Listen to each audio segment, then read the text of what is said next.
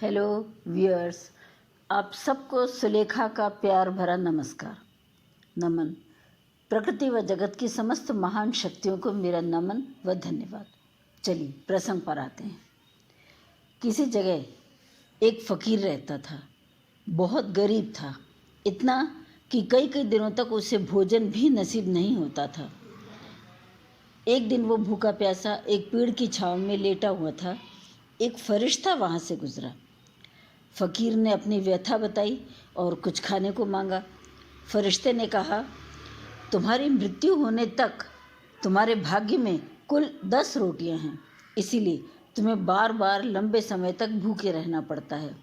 फ़कीर बोला, मैंने कभी पेट भरकर खाना नहीं खाया, मुझे मेरे हिस्से की सारी 10 रोटियां दे दो, मैं एक बार तो पेट भर के खा लूँ।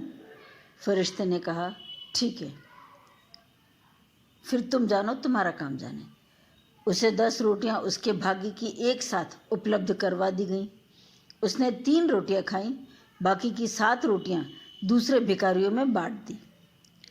मैंने पहले ही कहा था कि अच्छे हो या बुरे, कर्म हमेशा 10 गुना होकर लौट कर आते हैं। वही हुआ। उसकी बाटी हुई 7 रोटियां 70 बनकर वापस आ गईं। उसने फिर 3 रोटियां खाईं, बाकी की सारी बांट दी, वो भी 10 गुना होकर लौट कर आ गई। यही सिलसिला चलता रहा। उसने कभी संग्रह नहीं किया, बस अपनी ज़रूरत पूरी होते ही शेष खाद्यान्न को बांट देता था। एक दिन वही फरिश्ता वहाँ से गुजरा। उसने सोचा कि उस फ़कीर ने तो 1-2 दिनों में ही वो रोटियां ख़त्म कर दी होंगी और अब तक तो कब का मर भी चुका होगा।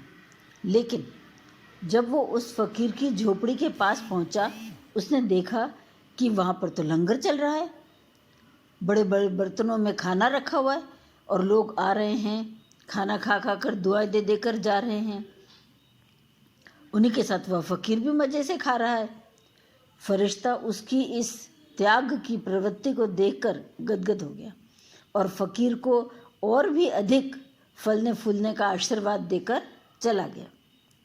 तो साथियों, ये है त्याग की महिमा। जबकि हम में से बहुत से लोग इसके ठीक विपरीत संग्रह की प्रवृत्ति अपनाते हैं, जो कि गलत है।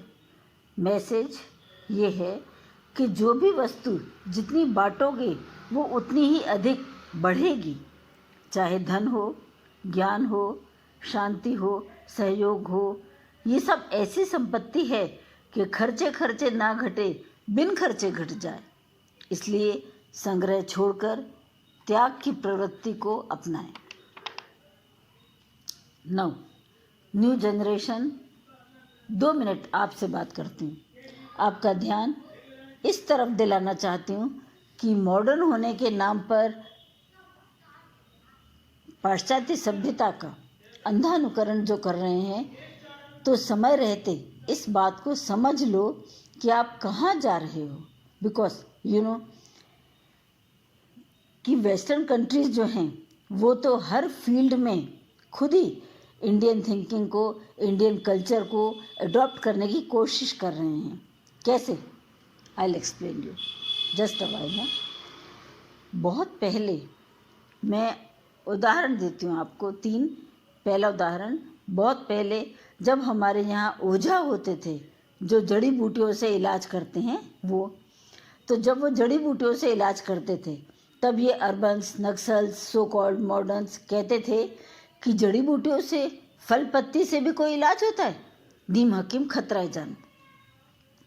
खाना है तो क्रोसिन खाओ, मेटासिन खाओ, टेरामाइसिन खाओ, और अब खुद कहते हैं कि हर्बल मेडिसिन्स खाओ। दूसरा उदाहरण, जब हमारे यहाँ खाद से, पत्तों से खेती होती थी, तब ये कहते थे कि गोबर से, फूल पत्तों से भी कहीं खेती होती। करना है तो बढ़िया केमिकल फर्टिलाइज़र यूज़ करो, और अब खुद कहते हैं ऑर्गेनिक फार्मिंग करो।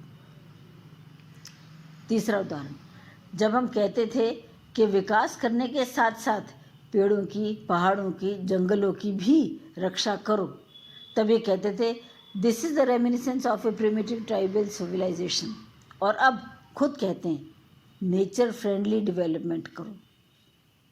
इसीलिए आप लोग न्यू जनरेशन सही बातों को समझ लो, समय रहते अपना कंसेप्ट तो सही कर लो at least. Okay guys, thanks for the cooperation, good bye, फिर मिलेंगे।